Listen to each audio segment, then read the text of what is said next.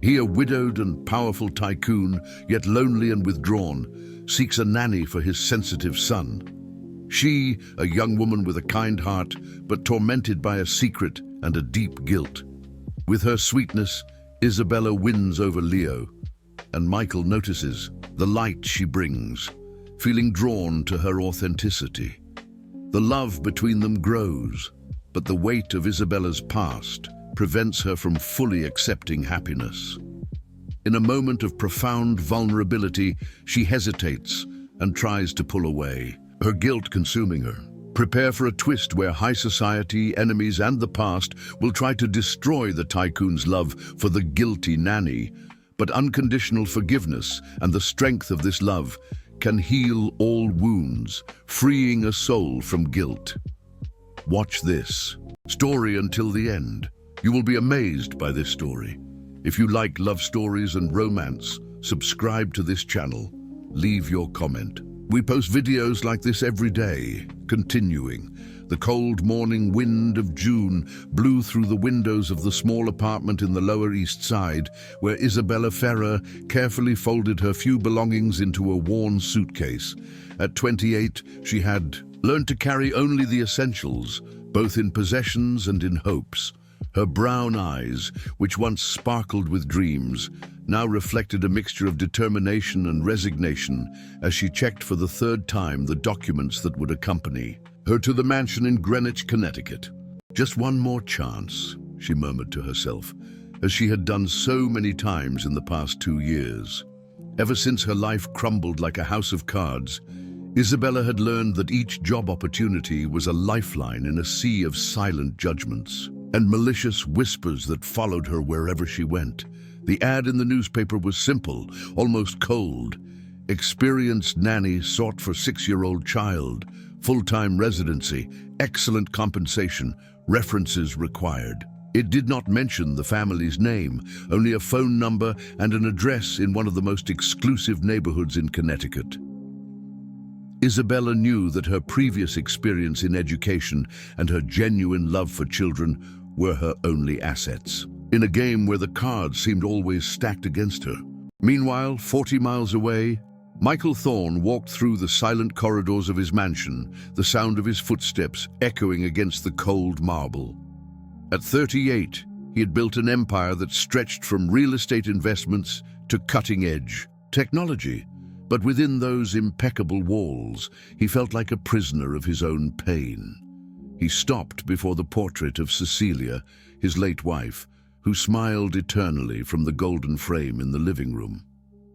3 years had passed since the accident that took not only the woman he loved, but also his ability to believe that he could be happy again. Grief had transformed him into a dark version of himself, a man who functioned on autopilot, obsessively dedicating himself to work to avoid facing the emptiness that consumed him. "Dad?" The small and hesitant voice of Leo pulled him from his thoughts.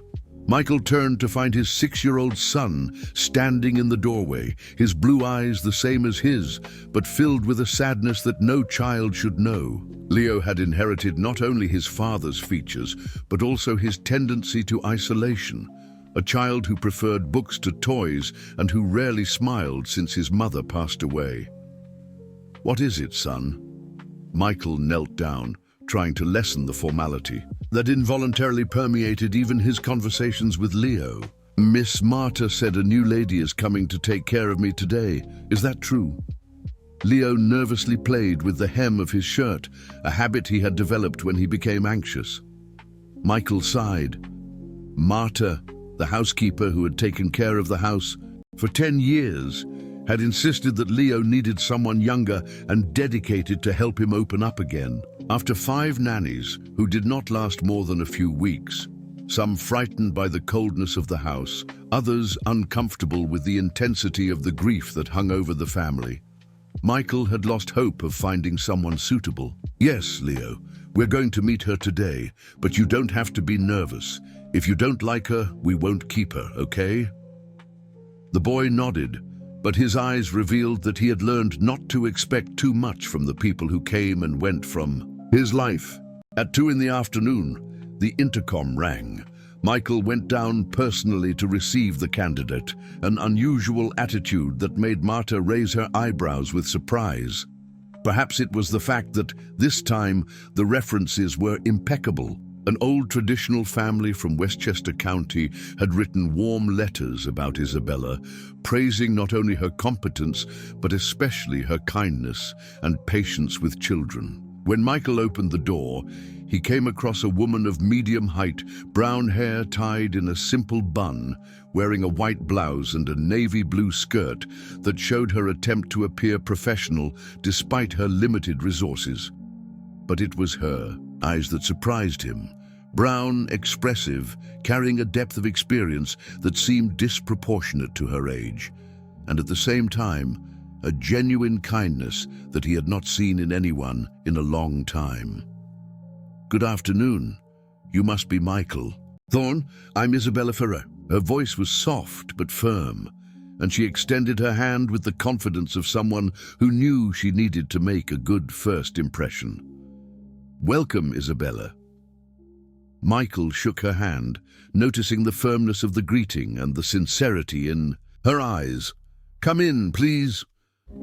As he led her through the corridors of the mansion to the living room, Michael discreetly observed how she absorbed the environment, not with the ecstatic admiration that he used to see in other candidates, but with a respectful and attentive look to detail.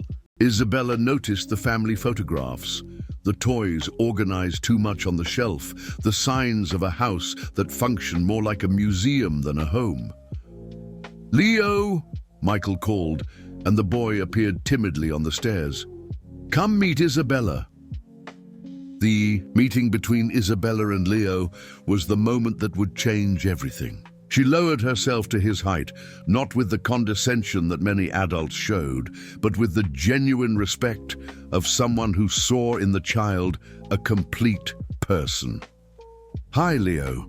I really like your name. Did you know that I know a very special, a lion? He lives in the books I love to read." Isabella smiled, and for the first time in a long time, Leo gave a shy smile in response. Michael watched the interaction with growing surprise. In a few minutes, Isabella had achieved something that none of the other candidates had achieved, getting his son to lower his guard. A week had passed since Isabella's arrival at the mansion, and Michael couldn't deny that a subtle yet noticeable change had taken hold of the atmosphere. For the first time in 3 years, he heard the sound of laughter echoing through the corridors, not just from Leo, but also Isabella's melodious laughter, which seemed to awaken echoes of life in every corner of the house. On Tuesday morning, Michael went down for breakfast and found a scene that made him stop at the kitchen door. Leo was sitting at the table, excitedly telling Isabella about a book he had read, gesturing with his small hands while she listened with genuine attention, occasionally asking questions that made the boy's eyes shine even brighter. And then the dragon discovered that he didn't have to be evil, right, Isa? That he could be friends with people. Leo practically bounced in his chair, an energy that Michael hadn't seen in a long time. Exactly, Leo. Sometimes people think we are one thing, but inside we are completely different, Isabella replied. But Michael caught a shadow that quickly passed through her eyes, as if her own words had touched something painful. "Good morning," Michael announced his presence, and immediately noticed how Isabella straightened up in her chair, resuming a more formal posture. "Good morning, Mr. Thorne. Coffee's ready. Leo's already had his and is excited to show you the drawing he made yesterday." Her voice returned to the professional tone that she maintained whenever he was present, a stark contrast to the naturalness she demonstrated with Leo. Michael poured himself some coffee and couldn't help but notice how Isabella moved around the kitchen with discreet efficiency, as if trying to become invisible in his presence. She was different from the other nannies. She didn't try to impress him with unnecessary conversations or forced smiles. There was a reserve in her that aroused his curiosity, especially because it contrasted so vividly with the spontaneity that she demonstrated with Leo. "Dad, Isabella knows how to make those paper airplanes that really fly. She said she's going to teach me this afternoon." Leo interrupted his thoughts, and Michael saw Isabella's face blush slightly. "If you allow it, of course," she added quickly. "I thought it would be an educational and fun activity to develop his motor skills." "Of course you can," Michael replied, but continued to observe her. There was something about Isabella that intrigued him. The way she lowered her eyes when he stared at her directly, as if she carried an invisible weight that prevented her from allowing herself moments of relaxation in his presence. During the day, Michael found himself making excuses to pass through the rooms where Isabella and Leo were playing. From the window of his office, he watched them in the yard, her patiently teaching Leo how to make the paper airplanes fly in perfect circles. The boy's laughter reached him, and Michael felt something that he hadn't experienced in a long time, a pang of something that could be called contentment. But it was more than that. Watching Isabella play with his son, Michael couldn't deny that he felt an attraction that disturbed him deeply. It wasn't just her natural beauty, which she tried to diminish with simple clothes and hair always tied up. It was her genuineness, the way her eyes lit up when Leo achieved something new, how her hands gestured delicately when she explained something to the boy. This attraction bothered him.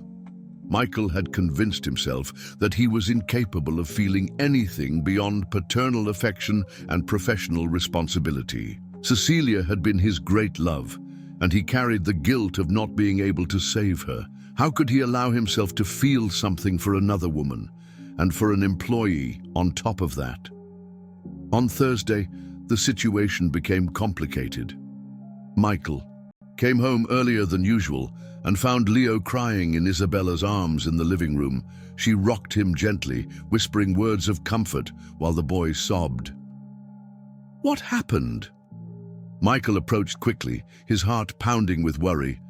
"He had a nightmare during his afternoon nap," Isabella explained softly, not stopping stroking Leo's hair. "He said he dreamed that I was leaving like Mommy." Michael felt a lump in his throat. Leo had never shown such strong attachment to anyone since Cecilia's death.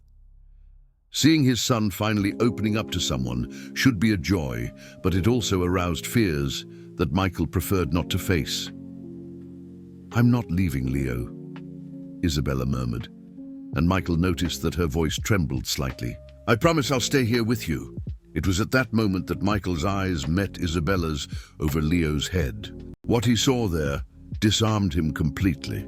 Not just the genuine tenderness she felt for the boy, but also a deep vulnerability, as if she was also afraid of getting attached, of believing that she could stay. For a moment, they stared at each other in silence, and Michael felt something move in his chest, a feeling that he had buried along with Cecilia. Isabella was the first to look away, but not before he noticed that she had also felt that connection. That night, after Leo fell asleep, Michael found Isabella in the kitchen, preparing the boys' school lunch for the next day. She worked in silence, precise and careful movements, but he noticed the tension in her shoulders. "Isabella!" His voice came out lower than he intended. She turned around, and in the small space of the kitchen, they stood closer than they had ever been. "Thank you for what you did today." For Leo. Michael tried to maintain a professional tone, but there was something about being so close to her that destabilized him. "You don't have to thank me. I care about him," Isabella replied, and Michael saw that she struggled to maintain her professional composure. "He's a special child." "Yes, he is." Michael took a step forward without realizing it.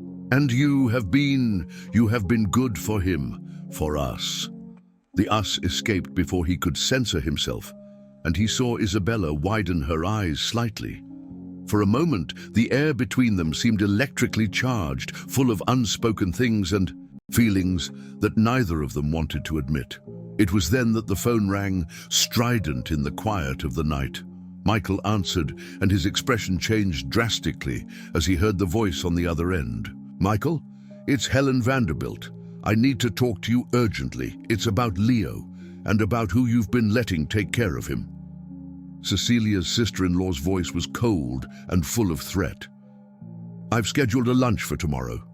Don't miss it." Michael hung up the phone with a pale face, and Isabella immediately realized that something was wrong. "Mr. Thorne, did something happen?" Michael looked at her, and for the first time Isabella saw fear in his eyes. "Isabella, I need you to tell me everything about your past. Everything. Because if you don't, I'm afraid we're going to lose you." The tension in the mansion's library was palpable. Michael had chosen that environment for the conversation, far from the kitchen where they had shared too many intimate moments, far from Leo's room that could wake him up. The bookshelves filled with books seemed silent witnesses as Isabella sat in the leather armchair, her hands interlaced in her lap, trying to control the tremor that threatened to betray her nervousness. "Helen Vanderbilt is Cecilia's sister," Michael began, pacing the room like a caged lion. "She never accepted my relationship with Cecilia, and after her death, let's just say she considers herself the moral guardian of my wife's memory and Leo's well-being." Isabella nodded, but her silence was eloquent. Michael stopped pacing and stared at her directly. "She has resources, Isabella. Private investigators, contacts all over New York. If there's something in your past that can be used against you, against us, she'll find it." The us again. Isabella felt her heart race, but not for the same romantic reason as the night before. Now it was pure panic. She began, then stopped. How could she explain? How could she tell him that 2 years ago her life had collapsed so spectacularly that she still woke up some nights in a cold sweat, reliving those terrible moments? "Isabella, look at me." Michael's voice was softer now. He approached and sat in the armchair opposite hers. "I'm not your employer asking. I'm someone who cares about you, about Leo, and I need to know what we're facing." She raised her eyes to meet his and saw there not judgment, but a genuine concern that completely disarmed her.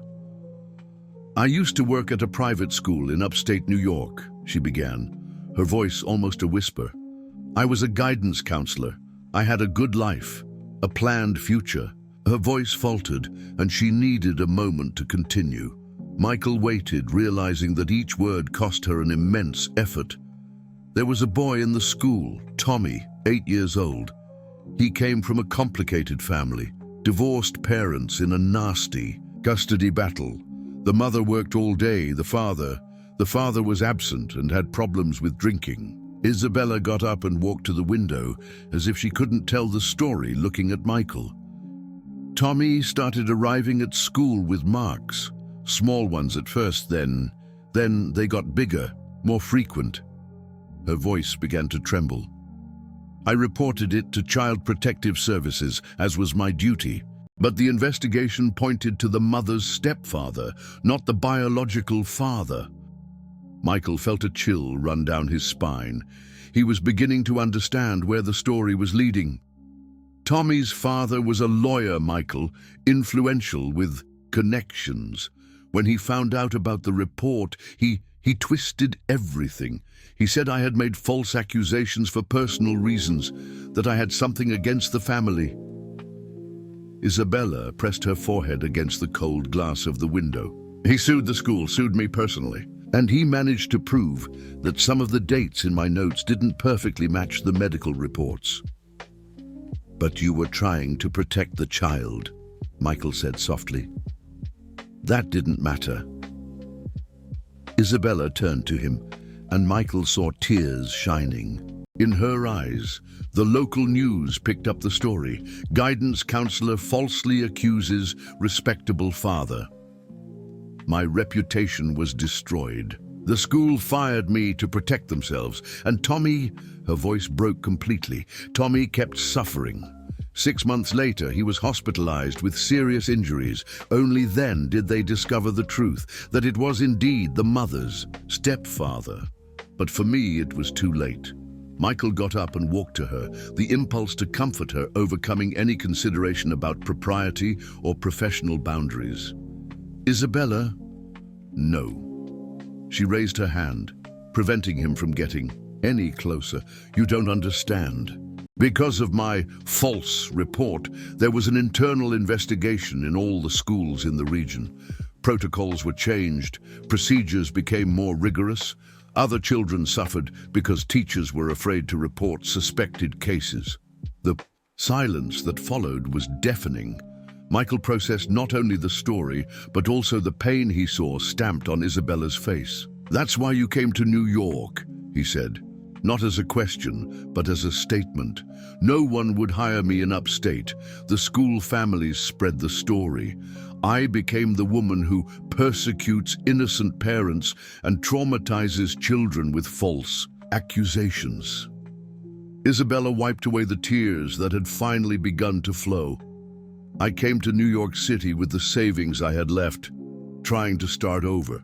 But private investigators, Michael, they always find everything. Michael felt an anger growing in his chest, not at Isabella, but at a system that had punished a woman for trying to protect a child. Helen will use this against you, he said, his voice laden with a cold wrath. She'll say you're a threat to Leo, that you have a history of inappropriate behavior with children. I know.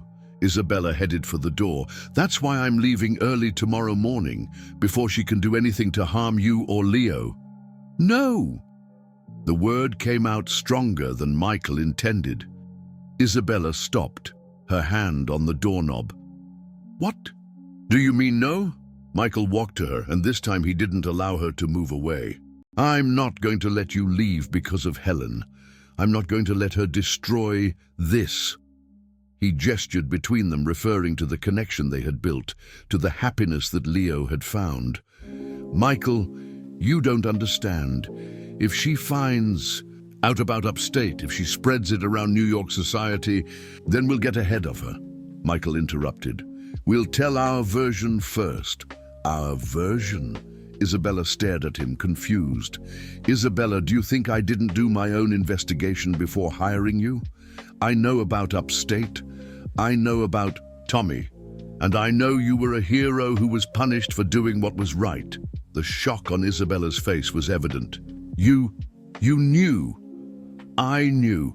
And I still brought you in to take care of my son because I saw your real references, the families who really knew you, who knew your character. Michael gently held her shoulders. Helen may have investigators, but I have something better. I have the truth. And I have you. At that moment, with Michael's hands on her shoulders and the intensity in his eyes, Isabella felt something she hadn't experienced in 2 years, hope. But along with the hope came something even more dangerous, the realization that she was falling for a man who was out of her reach, a man who could lose everything to defend her. Michael, you can't risk your reputation for me. Leo needs you. Leo needs both of us, Michael replied, and for the first time since Cecilia's death, he admitted aloud something he had been trying to deny to himself. And I need you too. Isabella.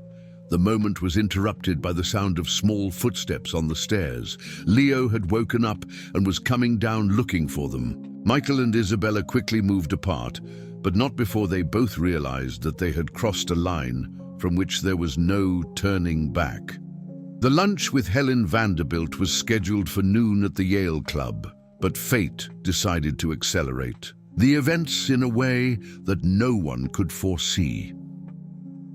At 10 o'clock on Friday morning, while Isabella was helping Leo with his school activities in the living room, Michael's phone rang with the urgency of an emergency. Mr. Thorne, this is from Leo's school. There's been an accident. The secretary's voice was tense. It's nothing serious, but he fell on the playground and hit his head. We're sending him to New York Presbyterian Hospital as a precaution. Michael felt the world spin.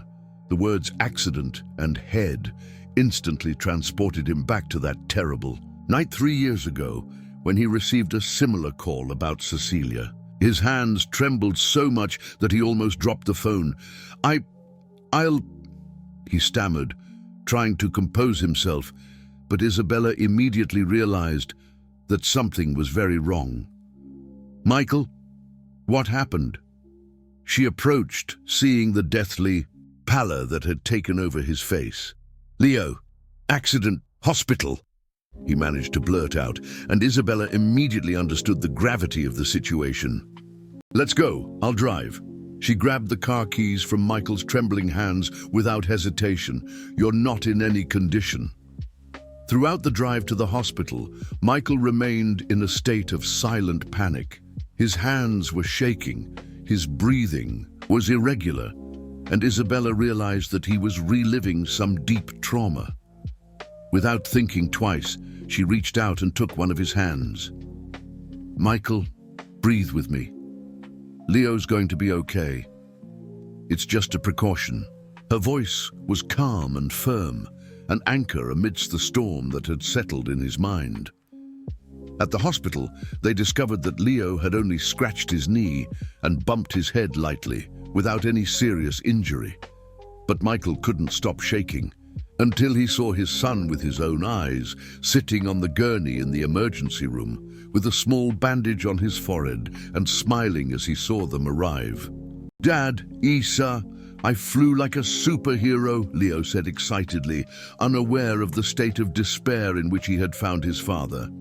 It was Isabella who spoke with the doctors, who signed the discharge papers, who handled all the procedures while Michael tried to compose himself. She didn't question, didn't judge. She simply took control of the situation with a natural competence that impressed even the doctors. "Your wife is very efficient," commented Dr. Rodriguez with Michael as they watched Isabella help Leo down from the gurney. "You make a good team." Michael didn't correct the mistake.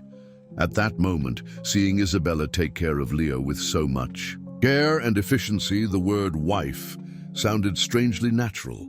On the way back home, Leo fell asleep in the back seat, exhausted from the adventure. It was then that Michael finally found his voice. "I'm sorry," he said softly, "for losing control like that." Isabella kept her eyes on the road, but her voice was gentle. "You don't need to apologize. It was about Cecilia, wasn't it?" Michael was surprised by her insight. "How did you... The way you reacted, it wasn't normal parental fear. It was trauma." She paused. "She died in an accident. Car accident. They called from the hospital in the middle of the night." Michael closed his eyes, allowing himself to talk about it for the first time in years. "When I got there, it was too late. I never managed to forgive myself for not being there with her." Isabella parked the car in the mansion's garage, but neither of them moved to get out. Leo continued to sleep deeply in the back seat. "Michael, you can't blame yourself for her death." "I can, yes." His voice was rough with pain. "We had argued that night about work as always. She left upset driving in the rain." He stopped, his voice choked. "The last words I exchanged with her were angry, and now, when Leo gets hurt, I relive everything again. The fear of losing someone else I love." The word love hung in the air between them. Michael realized what he had said, but didn't try to correct himself. Instead, he turned to look at Isabella. "Thank you for being here today, for taking care of both of us." Isabella felt her heart race. The vulnerability in Michael's eyes, the gratitude in his voice, the way he had said, "Someone I love." Everything conspired to break down her last defenses. "Michael, I know this is complicated. I know you work for me, that there are differences between us, that my past is too heavy." He moved closer to her in the car. "But today, seeing you take care of Leo, seeing how you supported me when I broke down, Isabella, I can't pretend anymore that you're just my son's nanny." The space between them in the car seemed electrically charged. Isabella knew she should back away, should maintain professional boundaries, but the intensity of the moment, the vulnerability they had shared, the way Michael looked at her as if she was his salvation, all of this completely disarmed her. "Michael, we can't." "Why?" He gently held her face in his hands.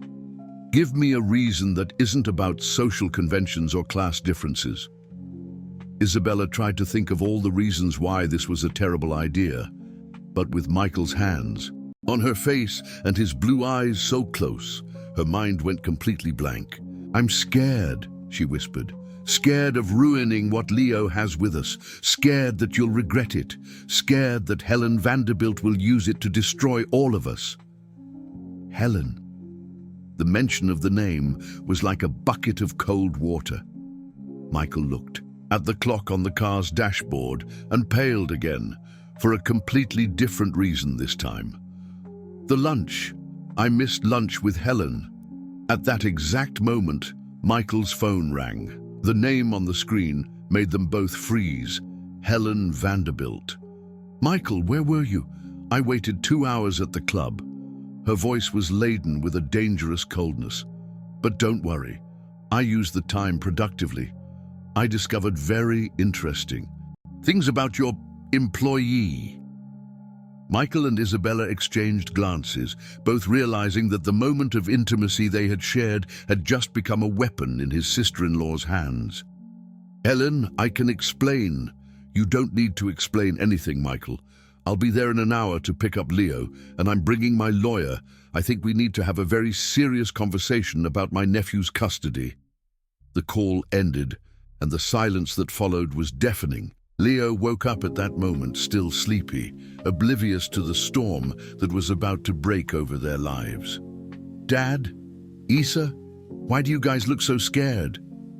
Michael and Isabella looked at each other, both realizing that they had crossed a line of no return, and that the consequences of that decision were about to put everything they loved at risk. The mansion's living room had never seemed as small as it did that afternoon. Helen Vanderbilt, at 45, was a harsher and more calculating version of Cecilia. Same blue eyes, but without the sweetness that Michael remembered in his wife. She sat erect on the sofa, wearing a grey pantsuit that perfectly matched her cold personality, while her lawyer, Dr. Frank Costello, organized a folder full of documents on the coffee table. Michael was sitting in the armchair opposite, trying to maintain his composure while Leo played in his room, unaware of the storm brewing. Isabella had retreated to the kitchen, but Michael knew she was listening to every word through the ajar door. "Michael, I've always respected your pain for the loss of Cecilia," Helen began, her soft voice masking the venom she was about to release. "But my concern now is exclusively with Leo. And frankly, I'm horrified by what I've discovered about the woman you've allowed into his life." Dr. Costello opened the folder and pulled out a series of documents. "Mr. Thorne, Mrs. Vanderbilt asked me to investigate Miss Ferrer. What we found is concerning." Michael felt a knot in his stomach, but forced himself to keep his voice steady. "I already know about Isabella's past in upstate New York. She was the victim of an unjust situation." "Victim?" Helen let out a cold laugh. "Michael, she made false accusations against a respectable father, caused psychological trauma to a child, was fired for inappropriate conduct, and you brought this woman to take care of Cecilia's son." The accusations weren't false. The child's stepfather was subsequently arrested for abuse.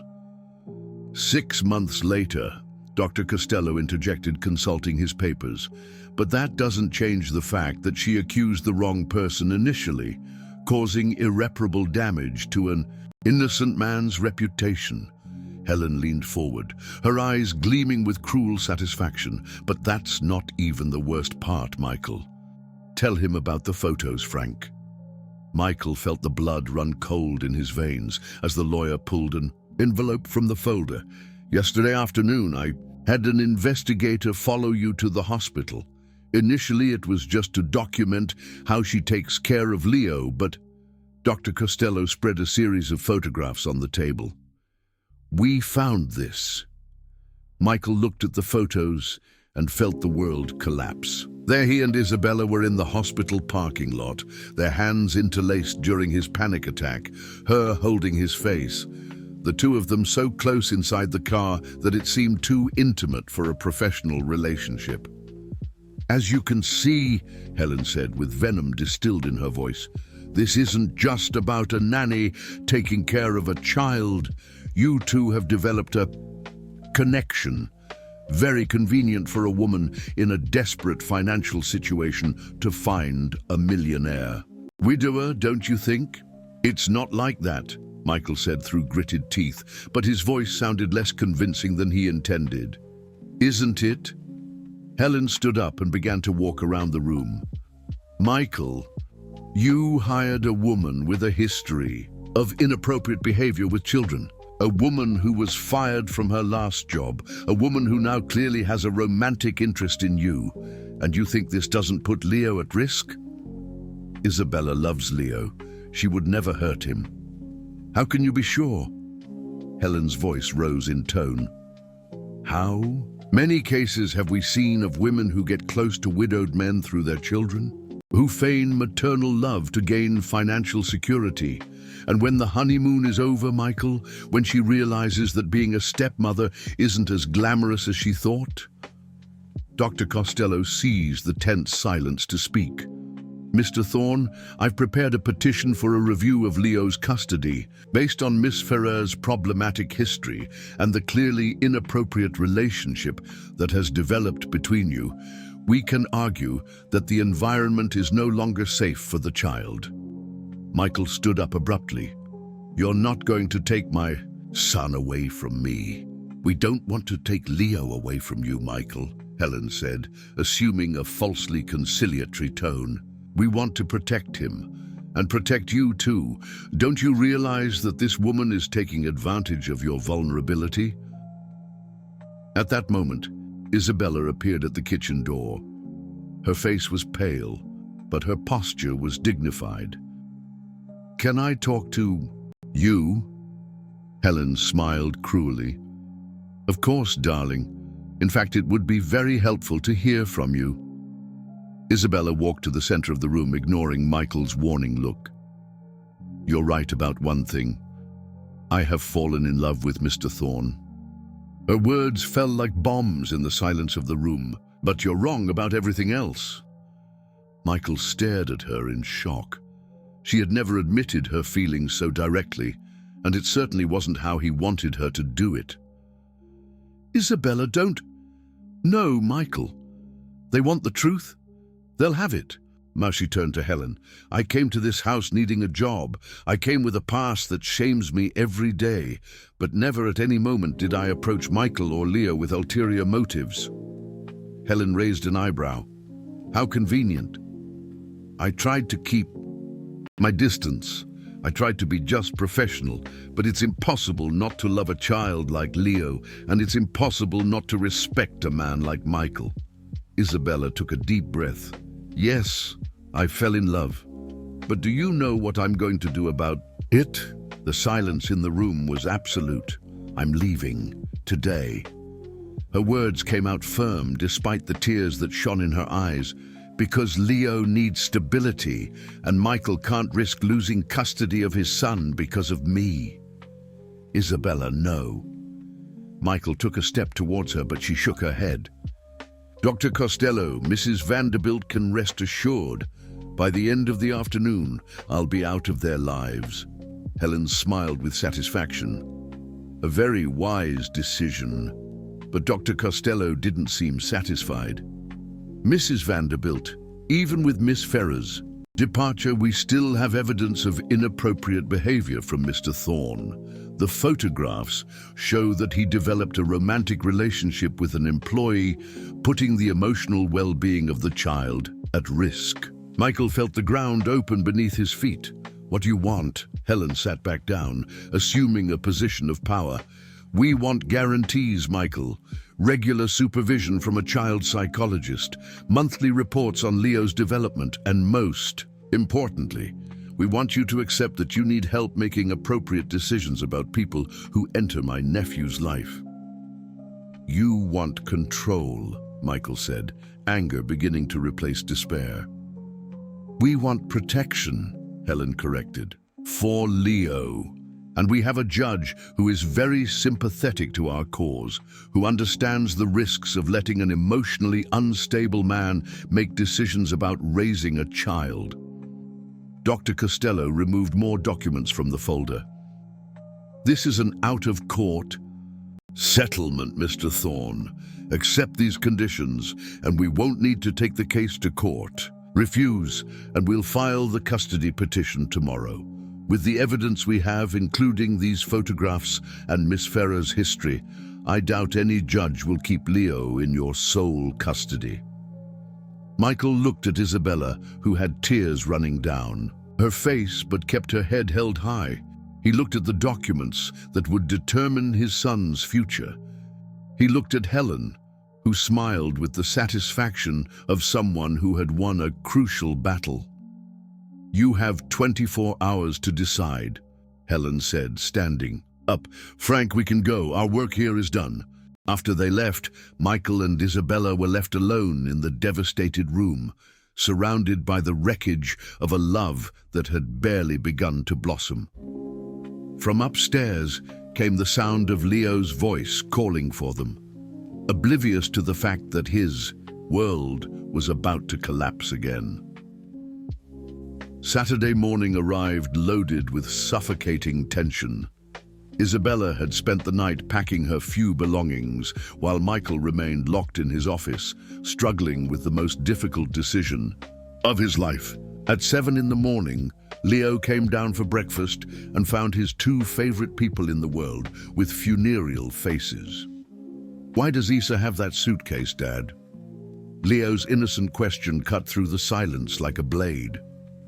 Michael and Isabella exchanged glances, neither knowing how to explain to a 6-year-old child that his world was about to collapse again. Leo, come here, son. Michael knelt down to the boy's height. Isabella needs to go away for a while. Go away where? Leo's blue eyes filled with tears instantly. Did she do something wrong? No, my love. Isabella approached, trying to keep her voice steady. I didn't do anything wrong, and neither did you. Sometimes adults need to make difficult decisions to protect the people they love. Leo ran into Isabella's arms, hugging her desperately. I don't want you to go. Please, Isa, don't leave me alone like Mommy left. Michael's heart shattered as he saw his son reliving the trauma of abandonment. Isabella was crying silently while hugging Leo, whispering empty promises that everything would be okay. It was at that devastating moment that the phone rang. Michael answered with a rough voice, expecting it to be Helen with more ultimatums. Instead, it was Dr. Costello, and his voice carried a different urgency. Mr. Thorne, I need to speak with you immediately. Something has changed. 20 minutes later, Michael was at the law office in downtown Manhattan, leaving Leo crying in Isabella's arms. Dr. Costello was visibly uncomfortable, nervously shuffling papers on his desk. Mr. Thorne, I'm afraid the situation has become more complicated than we imagined. The lawyer pushed a newspaper across the desk. The press found out. Michael picked up the copy of Page 6, a tabloid known for destroying reputations of the New York elite. The headline made his blood run cold. Widowed tycoon romances, scandal-plagued nanny. Below, a photo of him and Isabella at the hospital, accompanied by a devastating article. Michael Thorne, CEO of the Thorne Investments empire and widower of socialite Cecilia Vanderbilt Thorne, was caught in a compromising situation with Isabella Ferrer, 28, a nanny hired to care for his son, Leo. Sources close to the family reveal that Ferrer has a troubled past, having been fired from her last job in upstate New York for making false accusations against responsible parents. The inappropriate relationship between employer and employee raises serious questions about Thorne's ability to make appropriate decisions about the care of his minor child. Michael continued reading, each word like a punch to the stomach. The article mentioned his emotional instability after his wife's death, questioned his compromised judgment, and suggested that Leo might be at risk. "How did they get this?" Michael asked, his voice low and dangerous. Dr. Costello looked away. "Mr. Thorne, I need to be honest with you. Mrs. Vanderbilt, she has contacts in the press, and she genuinely believes she's protecting Leo." Helen did this. It wasn't a question. She wanted public pressure to force you to accept the terms of the agreement, but things got out of control. The story is spreading on social media. Some sites are already questioning whether a man who gets romantically involved with employees should have custody of a child. Michael crumpled the newspaper in his hands. "And now, Mr. Thorne, even if Miss Ferrer leaves your life today, it may be too late. The narrative is already established. You're the unstable widower who got inappropriately involved with the problematic nanny." Dr. Costello sighed heavily. "Helen wants to meet with you at 2 in the afternoon. She says she has a final proposal." Michael returned home to find an even more desolate scene. Isabella was in the living room with Leo, who refused to let go of her. She had seen the news online, and her face was as white as paper. "Michael, I'm so sorry. I should have left yesterday before things got to this point." "This isn't your fault," Michael said, but his voice sounded distant. "Helen orchestrated all of this."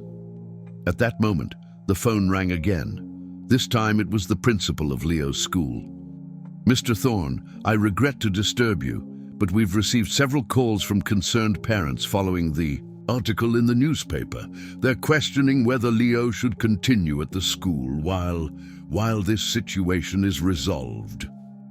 Michael hung up the phone with his hands trembling with anger.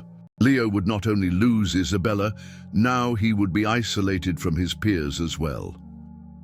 "Michael?" Isabella approached, Leo still clinging to her skirt. "What was it?" "The school. They want Leo to stay home until the situation is resolved." Isabella covered her mouth in horror. "Oh my God, what have I done?" Leo, who had been listening to everything with the eerie understanding of children who grow up too fast, let go of Isabella and ran to his father. "Dad, did I do something wrong? Why does everyone want Isa to leave? Why can't I go to school anymore?" Michael hugged his son, feeling the overwhelming weight of his failure as a protector. He had promised himself that he would shield Leo from any suffering after Cecilia's death. Now, his own pursuit of happiness had placed the boy at the center of a public scandal. At 2 in the afternoon, Michael was back at Dr. Costello's office for the final meeting with Helen. She arrived accompanied by 2 additional lawyers and a man Michael didn't recognize. "Michael," Helen began, her voice assuming a falsely conciliatory tone, "I want to introduce you to Dr. Edward Sterling, a child psychologist and expert in custody cases. He will be responsible for assessing the environment in which Leo is growing up." Dr. Sterling, a serious man with glasses, consulted his notes. "Mr. Thorne, I've read the report on the current situation. Frankly, I'm concerned about the psychological impact that this instability can have on Leo." "What instability?" Michael asked, his patience at its limit. "The frequent replacement of maternal figures, starting with the death of the biological mother, followed by several nannies, and now this inappropriate attachment to the current employee," Dr. Sterling explained coldly. "The child needs stability, not to be exposed to the father's problematic romantic relationships." Helen leaned forward. "Michael, the proposal is simple. Accept joint custody. Leo will spend half the week with me in a stable environment and half with you. That way he'll have proper supervision and you'll have time to resolve your personal issues. And if I refuse, then we'll file for full custody Monday morning. Dr. Costello placed a new folder on the table. With the media exposure, the school's concerns, and the documentation we have about your involvement with Miss Ferrer, I'm sure we'll succeed. Michael looked at the documents that would determine whether he would lose his son. He thought of Leo, crying as Isabella prepared to leave their lives. He thought of Isabella, carrying the guilt for a situation that Helen had orchestrated. I need 24 hours to decide, Michael said finally. You have until Monday at 9 in the morning, Helen replied. But Michael, be reasonable. This is your last chance to maintain some control over the situation.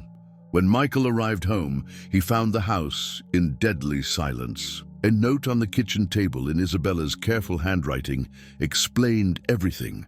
Michael, I can't stay and watch Leo suffer because of me. I can't be the reason you lose your son. He needs you more than I need both of you. Take care. I will always love you. Isabella. Michael ran to Leo's room and found the boy lying in bed, hugging a drawing he had made of his family. Him, Michael and Isabella holding hands. The boy was sleeping, but there were tear stains on his face. Michael sat on the edge of the bed, looking at the son who had lost 2 mothers in 6 years of life, and realized that he had lost the woman he loved to save the custody of the child he loved even more. For the first time since Cecilia's death, Michael Thorne cried. 3 days had passed since Isabella left the mansion, and Michael's life had turned into a waking nightmare. Leo had stopped eating properly, refused to play, and spent hours looking out the window as if he expected to see Isabella return.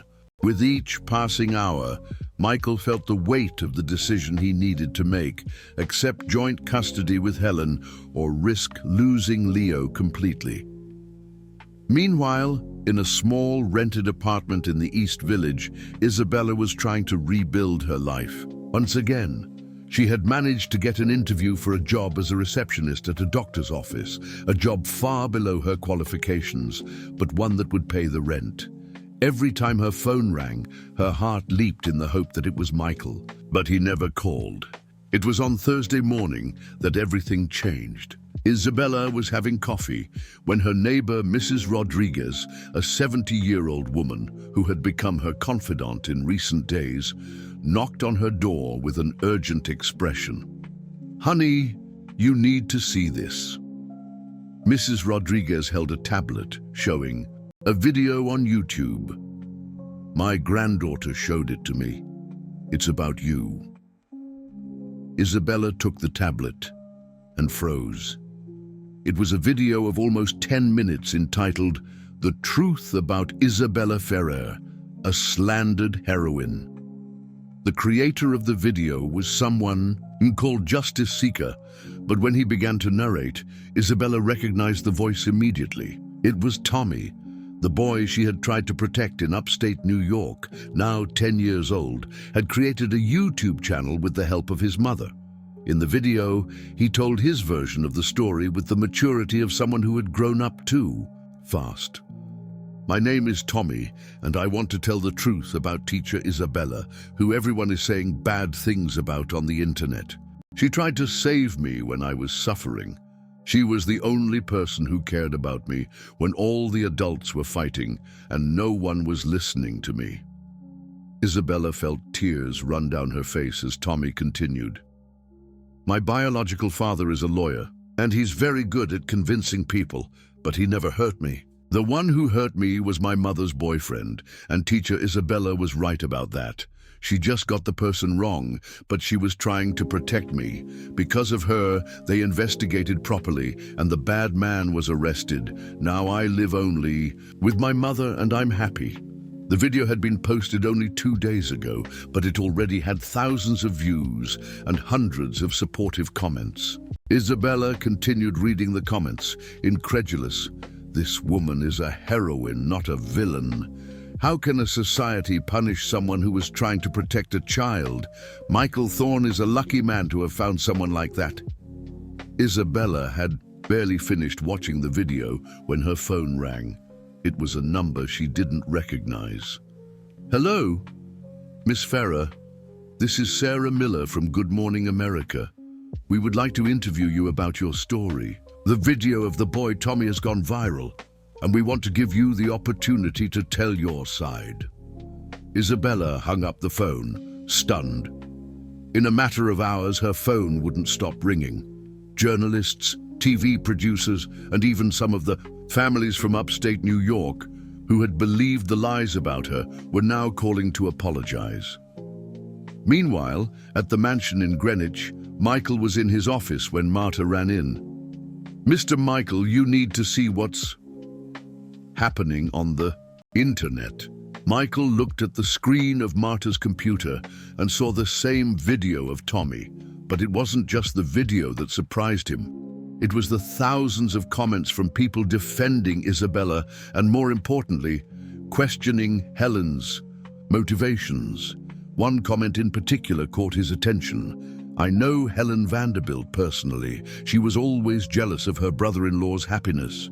Cecilia told me that Helen never accepted their marriage because she wanted Michael for herself. Michael felt a key clicking into place. Helen had always shown an interest that went beyond family concern. In the weeks after Cecilia's death, she had been strangely solicitous, always finding excuses to visit him, always touching his arm a little more than necessary. Marta, Michael called, a dangerous idea forming in his mind. Do you remember Helen in the months after Cecilia's death? Marta grimaced. I remember well, Mr. Michael. She was always here, saying she wanted to help. But between us, I always found it strange the way she looked at you. What kind of way?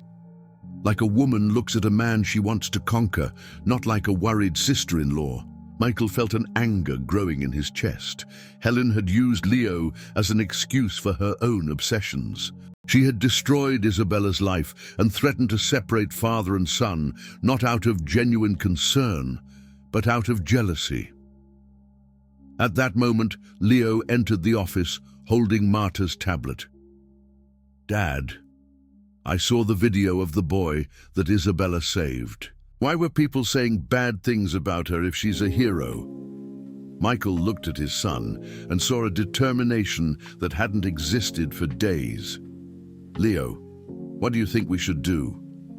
Go get Isabella and apologize for believing the lies, Leo replied without hesitation, and tell everyone the truth about how well she took care of me. Michael smiled for the first time in days. His 6-year-old son had understood something that he, an adult, had taken too long to realize. Sometimes, fighting for what is right requires courage to face the powerful. Marta, call Dr. Costello. Tell him I want a meeting with Helen this afternoon, and also call that journalist from Good Morning America who was trying to talk to me. What are you going to do? Michael looked out the window towards the city, where he knew Isabella was suffering alone. I'm going to tell the whole world who Helen Vanderbilt really is, and I'm going to bring Isabella home. But Michael didn't know that, at that very moment, Helen was in her luxurious apartment on Fifth Avenue, talking on the phone with Dr. Costello in a voice laden with panic. Frank, this video is ruining everything. People are starting to question our motivations. We need to speed up the process. I want you to file the custody petition today. Helen, with all this public sympathy for Miss Ferrer, it could be counterproductive. I don't care. Michael is starting to react. I can feel it. If we don't act now, we'll lose our chance. Helen hung up the phone and walked to the window of her apartment. Down below, the city seethed with comments about the hero nanny and the enamored tycoon. For years, she had waited patiently for Michael to overcome his grief and realize that she was the perfect woman for him, someone of his class, who knew his world, who could give Leo the stability he needed. Isabella Ferrer had ruined all of that in a matter of weeks. I'm not going to let some maid take away what is rightfully mine, Helen murmured to herself, already planning her next move. The battle was just beginning. Friday afternoon brought with it a storm that perfectly reflected the tension that was descending upon New York City. In the studio of Good Morning America, Isabella nervously adjusted the navy blue blouse she had bought, especially for the interview. It was the first time in 2 years that she would speak publicly about upstate New York, and her hands were shaking slightly. 30 seconds to air, announced the production assistant. Sarah Miller, the presenter, leaned towards Isabella. Remember, be yourself. The whole country is rooting for you. Meanwhile, just 20 miles away, Michael was sitting in a conference room at Dr. Costello's office, facing Helen across the table. She had arrived accompanied by 2 lawyers, but Michael had brought only Leo and a folder full of documents. Michael, I hope you've made the sensible decision, Helen began, her voice laden with a confidence that she couldn't completely mask the nervousness. I made a decision, yes. Michael opened the folder and removed a series of documents. But maybe it's not the one you were expecting. Dr. Costello frowned. Mr. Thorne, we hope you've come here to accept the joint custody agreement.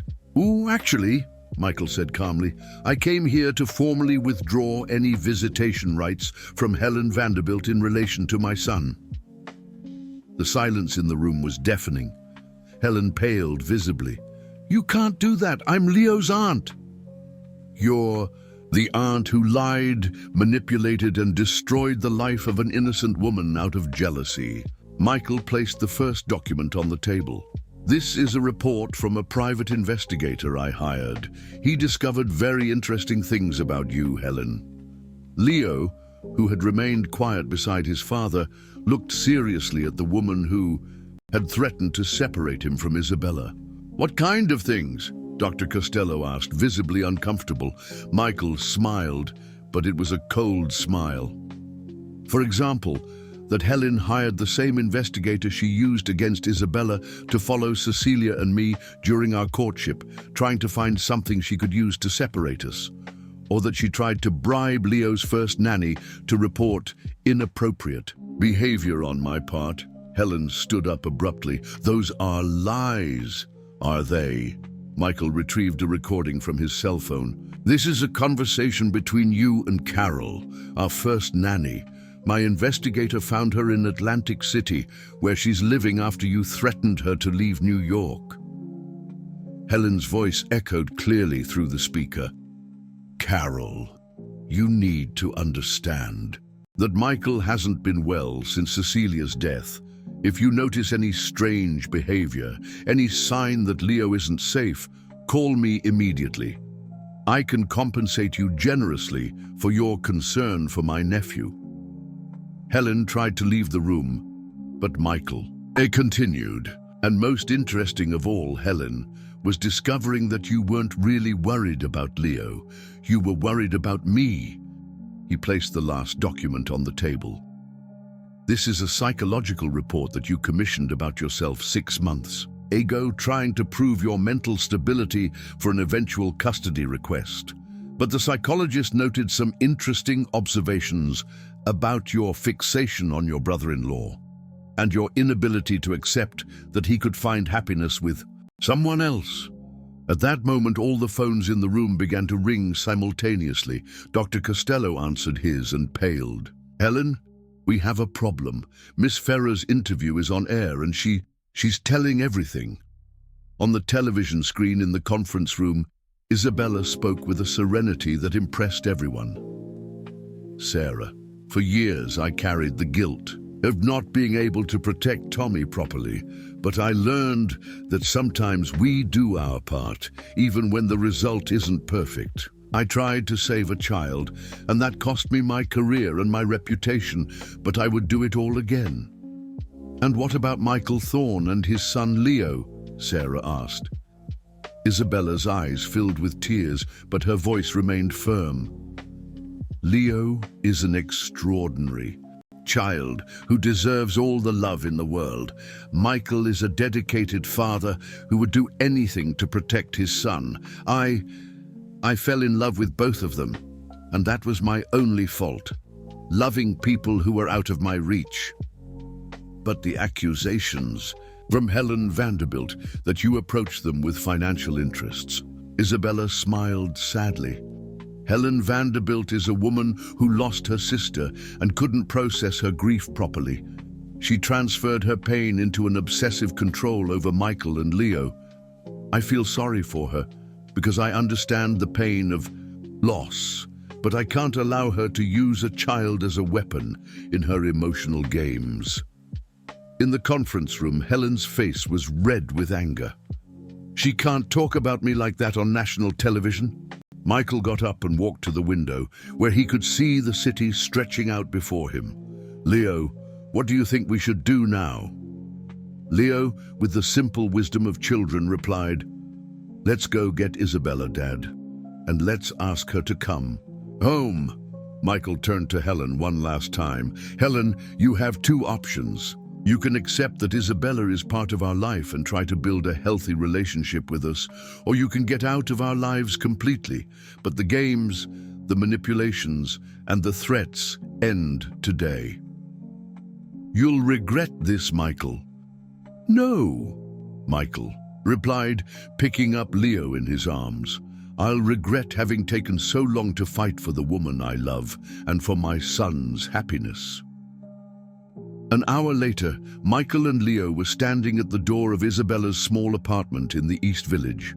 She had just arrived from the interview and was still wearing the navy blue blouse, but her eyes were red from crying so much. Michael? Leo? How did you find me? Aunt Marta knows everyone in New York, Leo said, running to hug her. Isa, did you see? Everyone knows now that you're a hero. Michael approached slowly, as if fearing she might disappear at any moment. Isabella, I'm so sorry for everything, for not fighting for you from the beginning, for letting Helen manipulate us, for allowing you to carry the weight of protecting us alone. Isabella wiped away the tears that had started to flow again. Michael, you did what you thought was best for Leo. I understand. No, you don't understand. Michael gently held her face in his hands.